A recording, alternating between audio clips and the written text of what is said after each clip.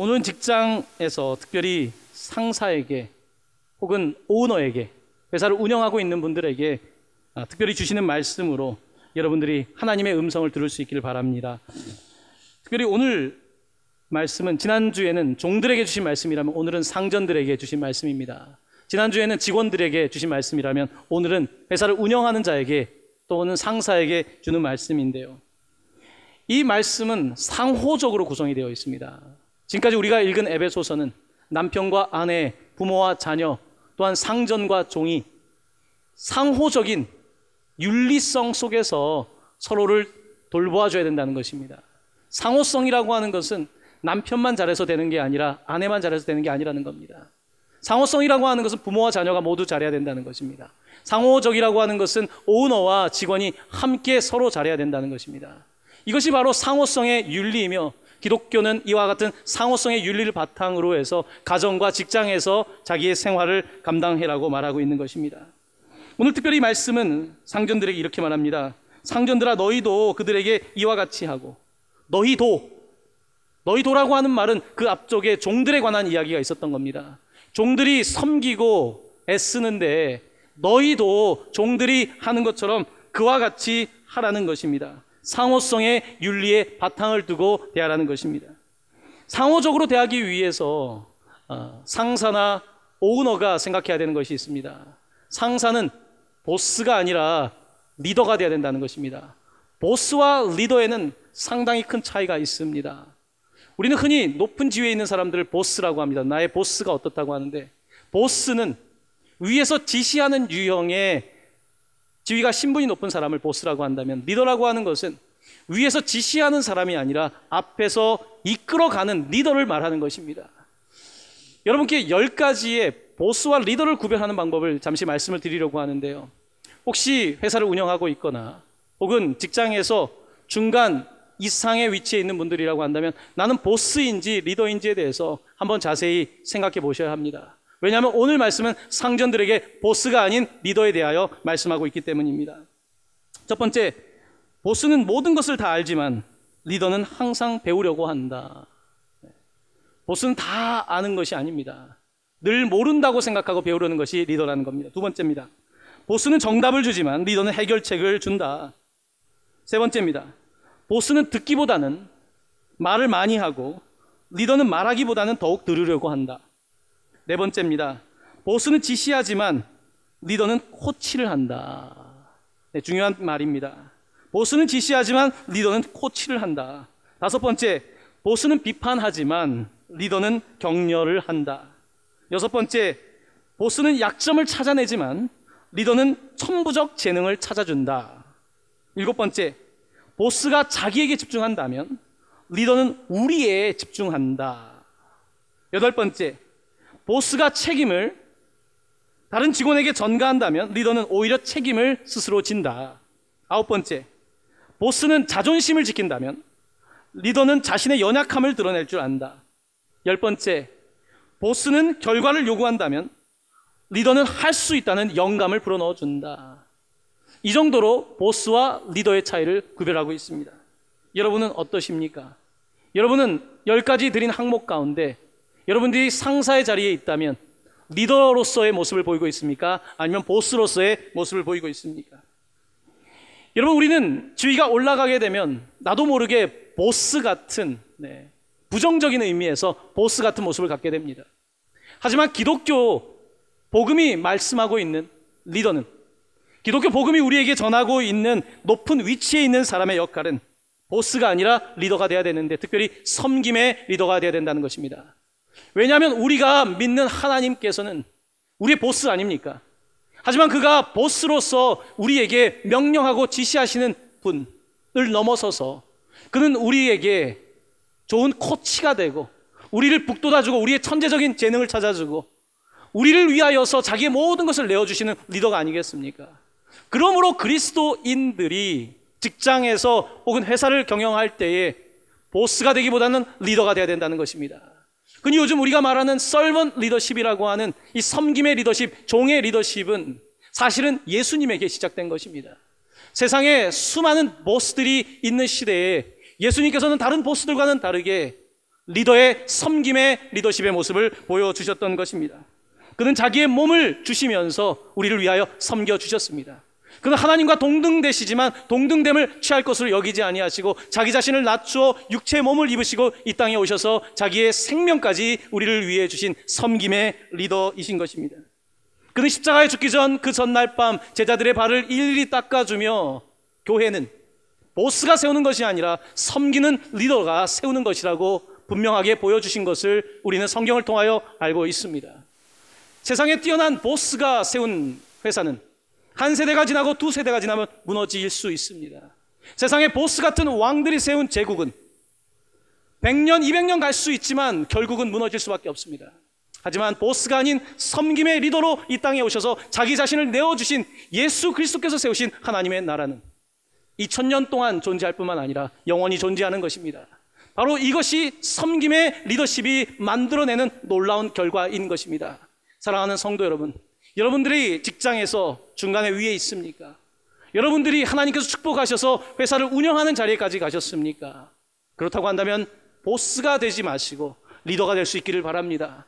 우리 주님 같은 리더가 될 때에 여러분께서 운영하고 있는, 여러분이 하고 있는 일이 당대에 끝나는 것이 아니라 더 놀라운 열매를 맺게 된다는 이 놀라운 성경의 원리를 받아들이고 좋은 리더들이 될 수 있기를 바랍니다. 그렇습니다. 오늘 말씀은 우리에게 이와 같은 보스가 아닌 리더십에 관하여 말씀하고 있으며 또한 이 상전들에게 그들이 당시에 행하고 있던 잘못된 악행을 멈추라고 하시는데 바로 그것은 위협을 그치라는 것입니다. 위협을 그치라. 노예제도가 당연시되던 시대에 상전들이 노예를 위협하고 그들을 학대하는 것은 법적인 문제가 아니었습니다. 하지만 구원을 받은 교회의 공동체에 있는 상전들에게, 주인들에게 위협을 그치라는 것입니다. 세상의 주인들이 하듯이 당신들의 종을 그렇게 대하지 말라는 것입니다. 그들에게 위협을 그치고 그들에게 인격적인 대우를 해주라는 것입니다.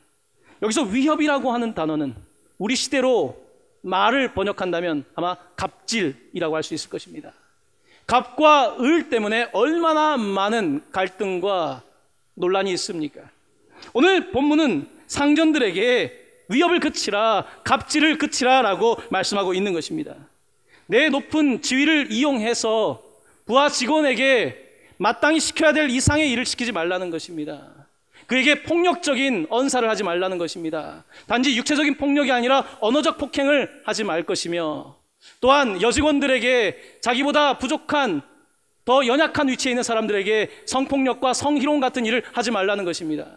자신의 지위를 이용해서 하는 모든 행위들은 폭력적인 것이며 이것은 상전이 그에게 하는 갑질에 해당하며 위협에 해당하는 것이라고 우리에게 말씀하고 있는 것입니다. 오늘 말씀은 위협을 그치라는 것입니다. 위협을 그치고 상전들이 위협을 그치고 인격적으로 직원들을 대하라고 말씀하면서 거기에 대한 이유를 이렇게 말씀하고 있습니다. 그 이유는 뭡니까? 이는 그들과 너희의 상전이 하늘에 계시고 그들 종들과 너희의 상전이 하늘에 계시다. 우리 그리스도인들이 이 땅을 살아가면서 내가 세상에서 주인이냐 종이냐를 묻기 이전에 우리 위에 상전이 계시다. 코람데오 하나님의 면전에서 어떻게 그렇게 하냐는 것입니다. 바로 이것이 기독교 윤리의 핵심적인 내용인 것을 보게 됩니다. 하나님은 우리에게 그런 상전이 아니지 않습니까? 하나님은 우리에게 그렇게 무자비한 상전이 아니지 않습니까? 그는 자기 자신을 내어주는 보스가 아닌 리더가 아니십니까? 그러므로 오늘 말씀을 통해서 우리에게 하늘에 계신 상전을 기억하라는 것입니다. 하나님은 어떤 상전이겠습니까? 예수님께서는 하나님이 어떤 상전이신지에 대해서 포도원 주인의 비유라고 하는 말씀을 해주셨습니다. 포도원 주인의 비유는 이렇습니다. 포도원 주인이 있었는데 품꾼들을 데려다가 일을 시켜야 되는데 9시에 나가봤더니 이제 인력시장에 사람들이 있는데 그들을 고용했습니다. 조금 있다가 12시에 나가봤더니 여전히 고용이 되지 않은 사람들이 있었습니다. 주인은 그들을 고용합니다. 3시에, 5시에 이들을 계속해서 고용합니다. 주인의 마음은 일거리가 없는 사람들을 고용하는 그와 같은 선한 마음이었던 것을 보게 됩니다. 이제 하루의 노동이 끝나고 일당을 주는 시간이 되었습니다. 일당이 주는 시간이 되었는데 이 주인은 늦게 온 사람부터 일당을 주는데 5시에 온 사람에게 한 데나리온을 줍니다. 한 데나리온은 당시 하루의 품삯입니다. 그가 한 데나리온을 받자 주변에 있는 사람들이 그러면 우리는 조금 더 받겠구나. 왜냐하면 내 노동 시간은 더 길었으니까 내 노동의 가치에 대한 대가를 더 받을 거로 2데나리온, 3데나리온 받을 것을 기대했겠지요. 근데 주인은 그들 모두에게 똑같이 한 데나리온을 주셨습니다. 그때 먼저 왔던 사람들이 불평을 합니다. 마음이 좋지 않습니다. 그때 주인이 그들의 마음을 읽으시고 그들에게 이런 말씀을 하십니다. 마태복음 20장 14에서 16절인데요. 제가 여러분께 한번 봉독해 드리겠습니다. 내 것이나 가지고 가라. 나중은 이 사람에게 너와 같이 주는 것이 내 뜻이니라. 내 것을 가지고 내 뜻대로 할 것이 아니냐. 내가 선함으로 내가 악하게 보느냐. 이와 같이 나중된 자로서 먼저 되고 먼저 된 자로서 나중되리라. 아멘.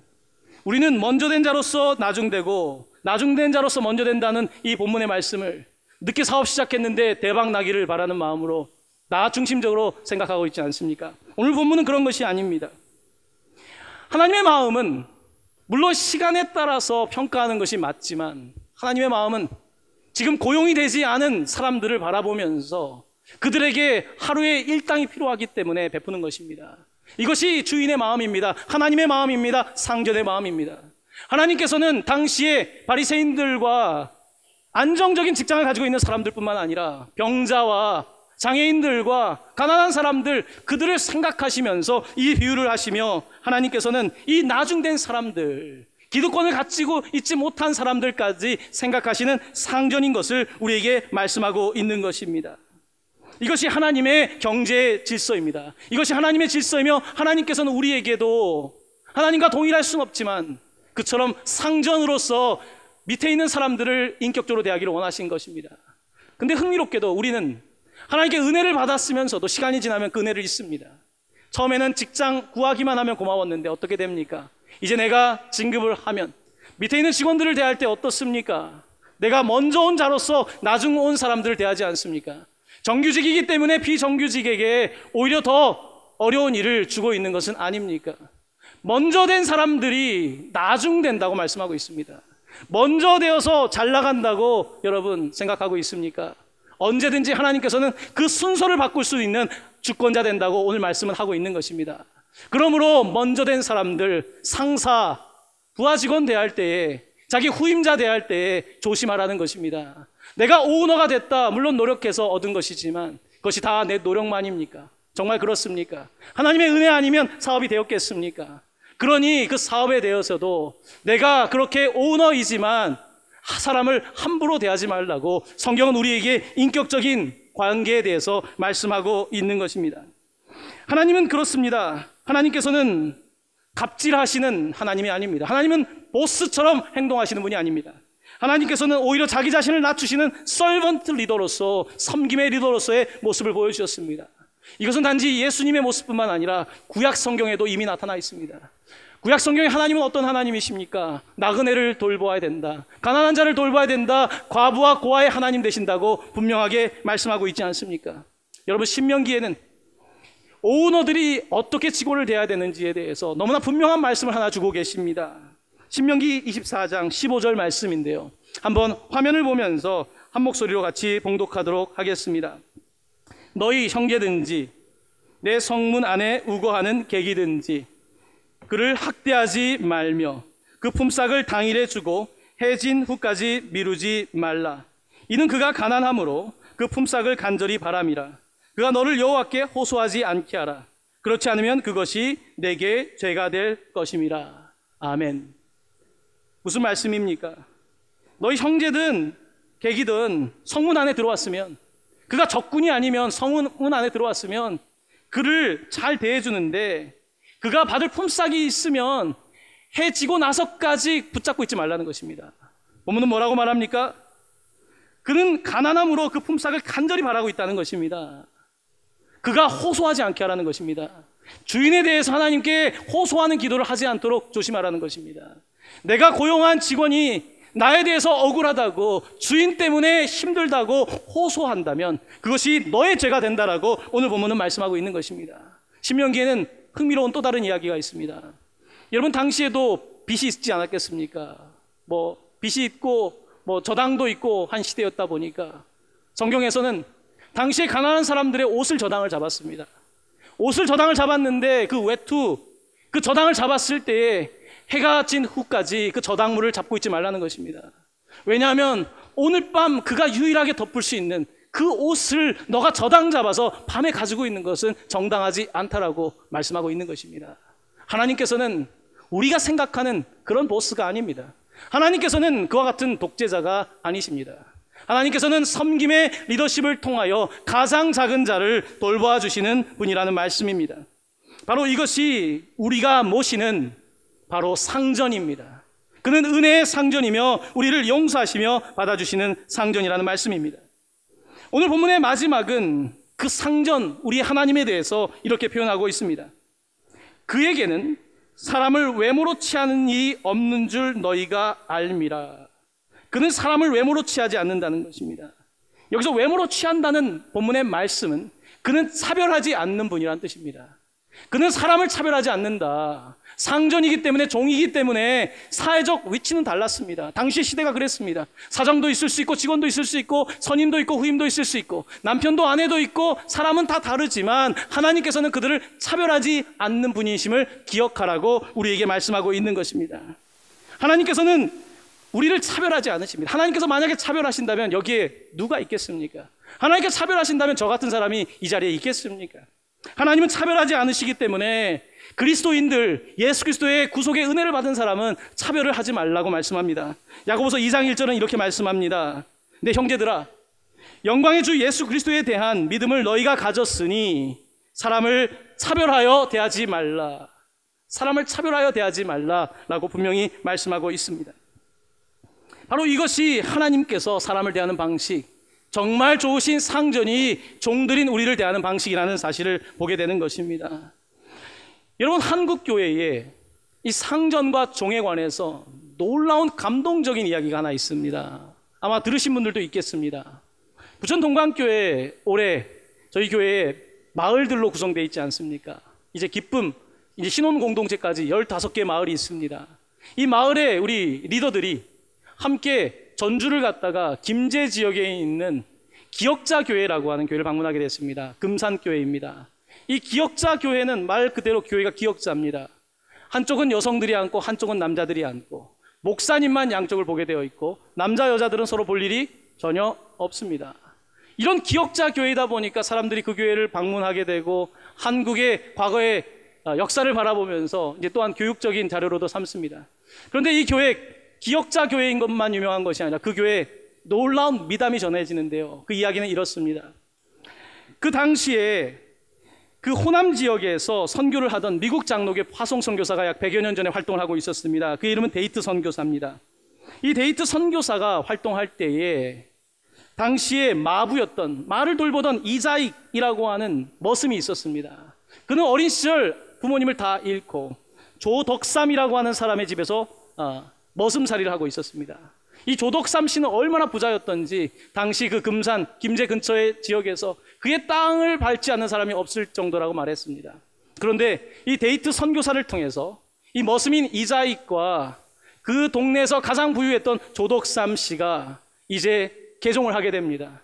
유교의 전통을 떠나고 이제 개종을 하게 되면서 교회를 설립하게 되는데 당시에 조덕삼 씨가 자기가 살던 집의 일부를 내어서 교회가 시작되었습니다.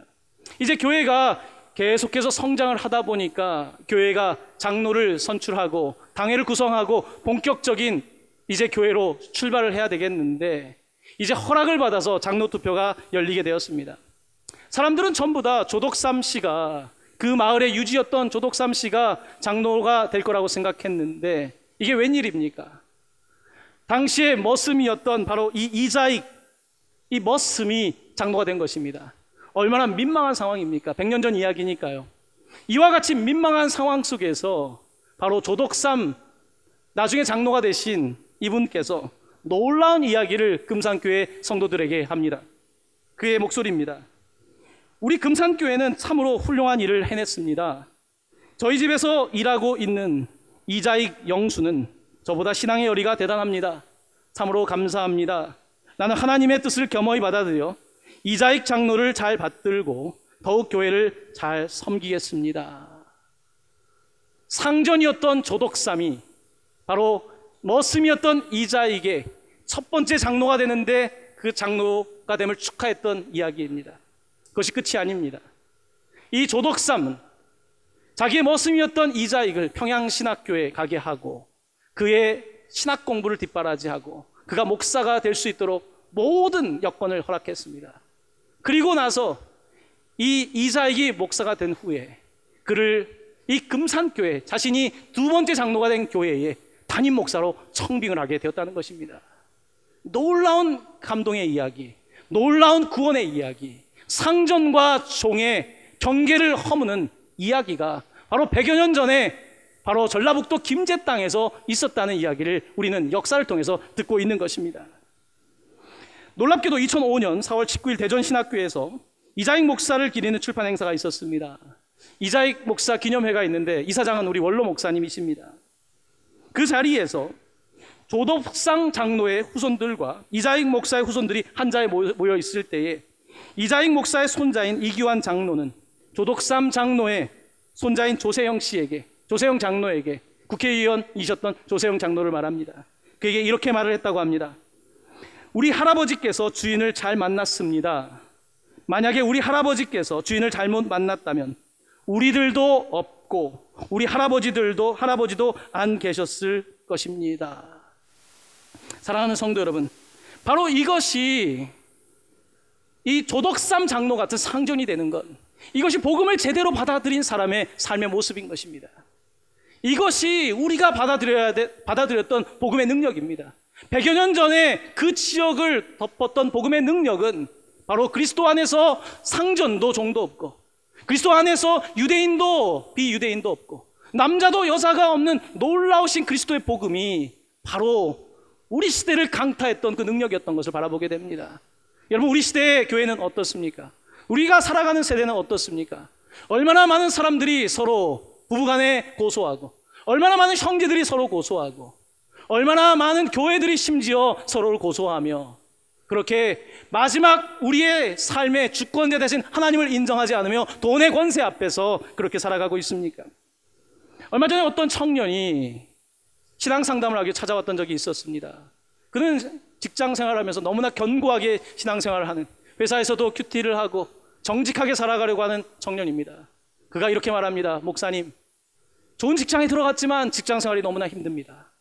그것은 일이 힘든 것이 아니라 관계가 힘든데, 믿지 않는 사람들과의 관계가 힘든 것이 아니라 교회 다니는 상사 때문에 힘듭니다. 이 상사가 더 못됐습니다. 이 상사가 술자리 가면 제일 좋아합니다.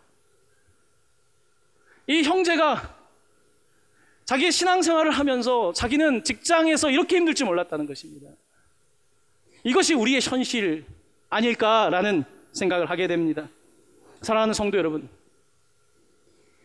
우리가 살아가는 이 세상은, 우리가 하는 일들은 쉽지가 않습니다. 성경은 인간이 죄를 범한 이후에, 아담과 하와의 범죄 이후에 땅이 엉겅퀴와 가시를 낸다고 하지 않습니까? 우리의 일이 쉽지 않다는 것입니다. 우리의 직장은 엉겅퀴와 가시를 냅니다. 만만하지 않습니다. 하지만 만만하지 않은 직장에서 일을 하면서 세상이 엉겅퀴와 가시를 낸다고 해서 그리스도인들까지 엉겅퀴와 가시를 낸다면, 상사가 엉겅퀴와 가시로 후임자를 괴롭힌다면 이것이 그리스도인의 삶이라고 할 수 있겠습니까? 그리스도의 구속의 능력은 이 땅에 엉겅퀴와 가시가 나는 세상 속에서도 여전히 그리스도의 구원받은 백성들이 세상 속에서 하나님의 공의를 따라 살아가게 하는 것, 그것 아니겠습니까? 사랑하는 성도 여러분, 지난 6주 동안에 우리는 관계에 대한 말씀을 배웠습니다. 여러분은 교회 안에서의 그리스도인입니까? 교회 바깥에서도 그리스도인입니까? 우리는 이 중요한 질문 앞에 서게 됩니다. 저 자신도 마찬가지입니다. 과연 나는 보스인가 리더인가? 나는 과연 제대로 하고 있는가? 여러분이 질문을 던진다면 저 자신도 그 질문을 던지고 있습니다. 사랑하는 성도 여러분, 오늘 말씀 앞에서 다시 깨어지기를 바랍니다. 오늘 말씀 앞에서 내 안에 정직하지 못했던 영들을 다시 깨우시고 놀라운 회복의 역사가 여러분의 가정 안에서, 직장에서, 여러분의 모든 관계 안에서 나타나게 되기를 예수 그리스도의 이름으로 간절히 축원합니다.